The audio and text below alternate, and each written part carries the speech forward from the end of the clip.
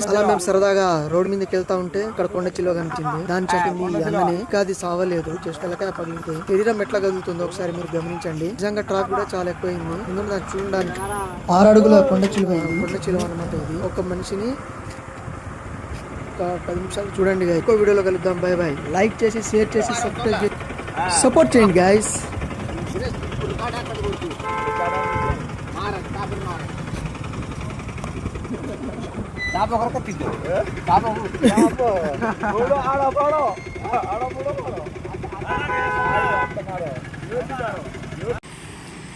वही कराला देवर देवता चुदा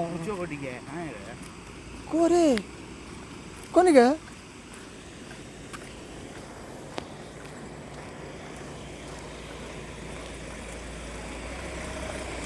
मैं